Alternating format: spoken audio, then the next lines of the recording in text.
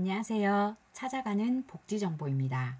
오늘은 2025년 10월부터 의료급여가 변경된다는 내용인데요. 어떤 부분이 변경되는지 자세히 알아보도록 하겠습니다. 4월 25일 금요일에 보건복지부에서 건강하고 지속 가능한 의료급여 개선 방안을 발표하였습니다. 그 내용이 꽤나 많은데요. 그 중에서 의료급여 1종, 2종 대상자분들이 올해 10월부터 바로 적용받는 부분만 찾아서 자세히 안내해 드리도록 하겠습니다. 변경된 내용을 알기 전에 기존의 현재 의료급여 제도가 어떻게 적용되고 있는지 알아보고 어떤 부분이 변경되는지 이어서 설명해 드리도록 하겠습니다. 의료급여 제도의 목적입니다. 생활이 어려운 저소득 국민의 질병, 부상, 출산 등 의료 문제에 대해 의료 서비스 이용을 지원하는 공공부조입니다. 지원 대상은 소득 인정액이 기준 중위소득 40% 이하이고 동시에 부양 의무자가 없거나 부양을 받을 수 없는 자가 의료급여 대상입니다. 근로능력이 없는 자로만 구성된 가구는 의료급여 1종, 그 외에는 의료급여 2종을 부여받습니다. 지원 내용입니다. 의료비 중에 본인 부담금을 제외한 전액을 국가에서 지원받습니다. 그렇다면 현재 본인 부담금을 얼마 정도 납부하고 있는지 표로 살펴보도록 하겠습니다. 의료급여 1종의 경우 입원을 하면 본인 부담금이 없습니다.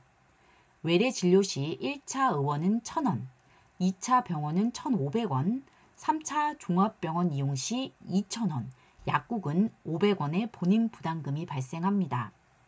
의료급여 2종 대상자의 경우 입원을 하면 진료비의 10%를 본인 부담금으로 납부합니다. 외래 이용 시 1차 의원은 1,000원, 2차 병원은 진료비의 15%, 3차 종합병원은 진료비의 15%, 약국은 500원의 본인 부담금이 발생합니다. 또한 현재는 급여일수 상한제가 설정되어 있습니다. 중증 희귀 난치 질환의 경우 365일, 만성 질환의 경우 380일의 상한제를 두고 있습니다.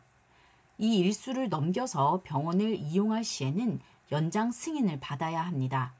중증 희귀 난치 질환의 경우는 90일 연장이 가능하고 만성 질환은 1회에 75일 연장이 가능합니다. 연장 후에도 병원을 이용 시에는 선택병원을 지정해야 합니다. 선택병원은 1개에서 최대 2개까지 지정이 가능하고 그 병원만을 이용해야 한다는 제한이 생깁니다. 타 병원을 이용 시에는 의뢰서를 발급받아 이용이 가능합니다. 그렇다면 이 부분이 어떻게 변경되는지 살펴보도록 하겠습니다. 변경된 내용입니다. 첫 번째, 진료비에 비례해서 본인 부담금이 발생합니다. 진료비에 비례해서 본인 부담금 얼마 정도 발생하는지 표로 설명해 드리도록 하겠습니다. 의료급여 1종의 경우 입원을 하면 기존과 동일하게 본인 부담금이 없습니다. 단 외래 진료 시 1차 의원을 이용하면 1,000원의 본인 부담금을 납부하고 있었는데 이게 진료비에 비례하여 4% 본인 부담금이 발생합니다. 2차 병원은 1,500원 납부하던 것에서 진료비에 비례하여 진료비의 6% 본인 부담금이 발생합니다. 3차 병원은 2,000원 납부하고 있던 것이 진료비의 8% 본인 부담금 발생하고 약국은 500원에서 진료비의 2% 본인 부담금 발생합니다. 의료급여 2종의 경우에도 이번에는 변동사항이 없습니다. 단 외래 진료 시 1차 의원은 1,000원 납부하던 것이 진료비의 4% 본인 부담금 발생합니다. 약국은 500원에서 진료비의 2% 본인 부담금 발생합니다. 다음은 본인 부담 차등제입니다. 그 과다 이용자에게 추가 본인 부담금을 적용하겠다는 건데요. 여기서 그 과다 이용자란 연 365회를 초과하는 이용자를 말합니다. 현재는 연장 승인을 받거나 선택 병원을 지정하면 기존과 똑같이 계속 이용이 가능했는데요. 이제 그 부분이 폐지되고 초과 시에는 본인 부담률의 30%를 적용합니다. 다만 아동, 임산부, 산정특례자, 중증장애인은 제외됩니다.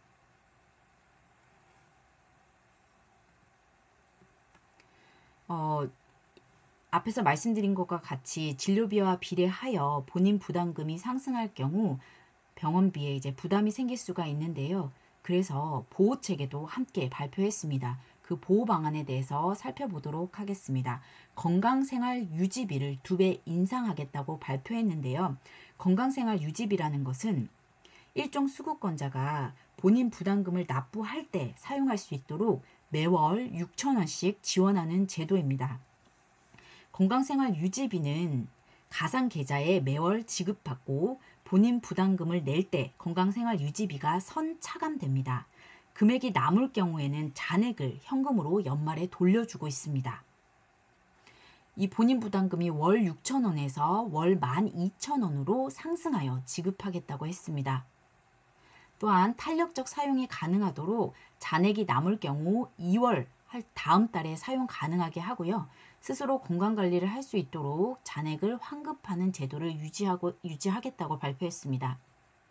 다음으로는 최대 본인 부담금 제도입니다. 진료 한 건당 외래는 2만원, 약국은 5천원, 상한선을 설정하여 더 이상 부과되지 않도록 상한선을 설정했습니다.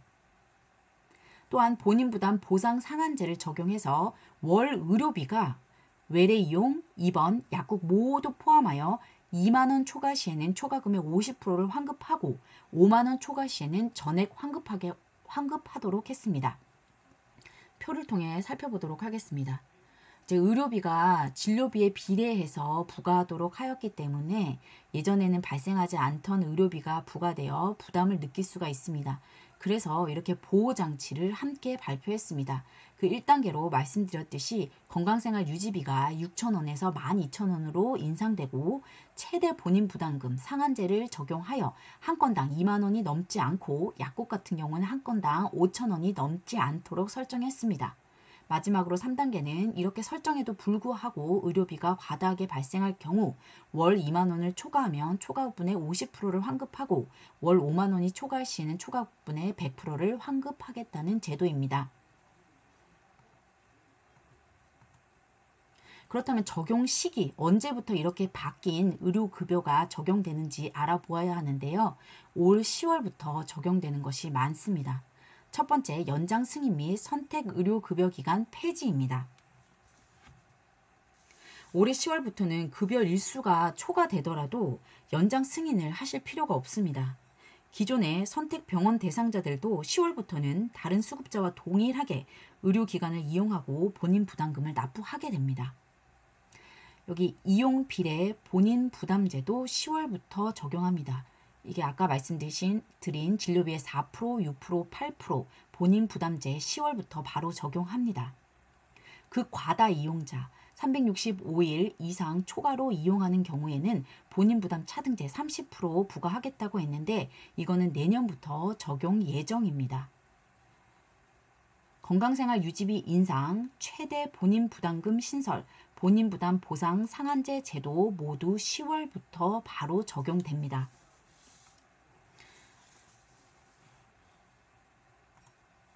오늘은 25년 10월 적용되는 의료급여 변경사항에 대해 알아보았는데요. 제도가 10월부터 바로 적용되기 때문에 그 전에 내용 충분히 인지하시고 10월부터 병원이나 약국 이용 시 본인 부담금이 증가하여 혼란을 겪지 않도록 잘 인지하셨으면 좋겠습니다. 오늘의 내용이 도움이 되셨나요? 도움이 되셨다면 구독, 좋아요 버튼 부탁드립니다. 앞으로도 복지 정보를 찾아서 자세히 설명드리도록 하겠습니다. 오늘도 끝까지 들어주셔서 진심으로 감사드립니다.